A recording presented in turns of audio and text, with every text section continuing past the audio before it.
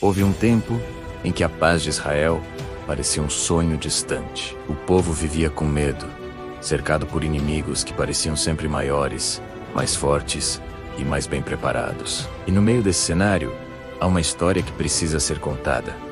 A de um jovem que, aos olhos do mundo, era apenas mais um, mas aos olhos de Deus, já era alguém preparado para mudar o destino de um reino inteiro. O seu nome era Davi. Mas antes de ser rei, antes de derrotar gigantes, antes de escrever salmos, Davi era simplesmente o filho mais novo de uma família comum. Era um menino enviado para o campo, porque ninguém acreditava que ele pudesse fazer algo grande. Enquanto seus irmãos treinavam para a guerra, ele cuidava de ovelhas. Enquanto outros buscavam reconhecimento, ele buscava o silêncio. Enquanto outros se armavam com espadas, ele se armava com fé.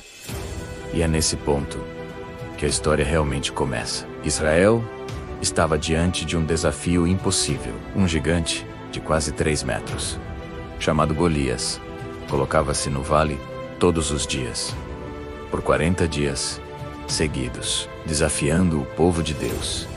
Ele gritava, zombava, humilhava, desafiava qualquer homem a enfrentá-lo, mas ninguém tinha coragem, nem os soldados, nem os generais, nem o rei Saul.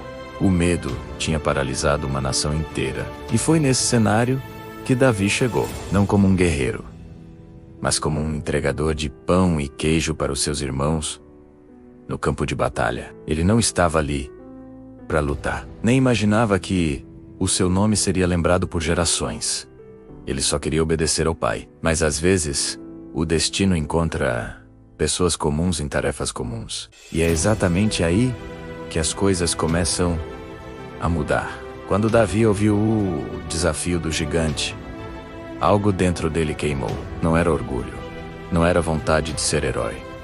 Era indignação. Era a sensação de que ninguém tinha o direito de zombar do Deus vivo e sair ileso. Todos ao seu redor diziam: esse gigante é grande demais para ser derrotado. Mas Davi pensou: esse gigante é grande demais para ser ignorado. A perspectiva dele era diferente. Onde todos viam um problema intransponível, ele via uma oportunidade para a glória de Deus.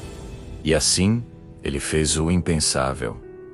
Apresentou-se para lutar. O rei Saul tentou convencê-lo do contrário. Disse que ele era jovem demais, inexperiente demais, fraco demais. Tentou vesti-lo com a sua própria armadura, com capacete, com espada, mas nada daquilo servia. A armadura era grande demais para o tamanho do menino, mas pequena demais para o tamanho do plano de Deus. Aquela proteção humana, na verdade, só iria atrapalhar o que o céu já tinha preparado. Então, Davi tomou uma decisão simples, porém profunda. Iria como estava.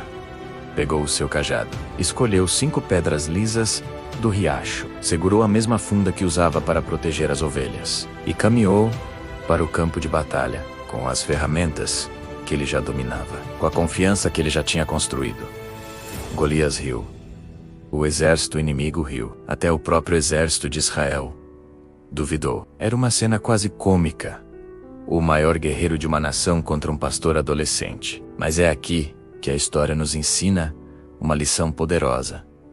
Quando todos veem um rapaz sem força, Deus vê um guerreiro com propósito. O gigante avançou, ameaçando esmagá-lo. Mas Davi não recuou.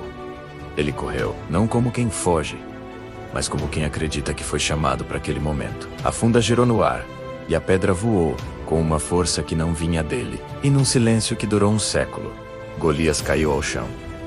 Um gigante caiu. Um menino levantou-se. E uma nação inteira despertou. Mas o mais importante não foi a pedra.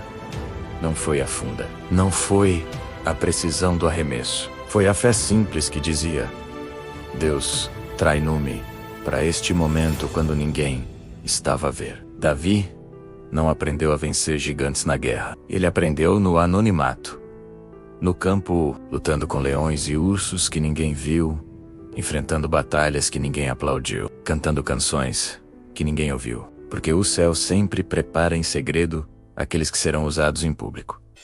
Cada dia no pasto foi uma aula. Cada perigo enfrentado foi um treino. E talvez essa seja a parte da história que mais nos impacta hoje. O gigante não apareceu para destruir Davi. O gigante apareceu para revelar quem ele já era. O desafio não veio para acabar com ele, mas para apresentá-lo ao mundo. Quantas vezes temos medo do que se levanta contra nós? Quantas vezes achamos que os desafios são grandes demais? Quantas vezes pensamos que não estamos preparados? Mas a verdade é que, assim como Davi, muitas das lutas que enfrentamos no silêncio já nos ensinaram a vencer batalhas que ainda nem chegamos a ver. A funda que usas hoje nas pequenas guerras do dia a dia é a mesma que Deus usará para te levar a vitórias que vão inspirar muita gente amanhã. Não despreze os seus processos.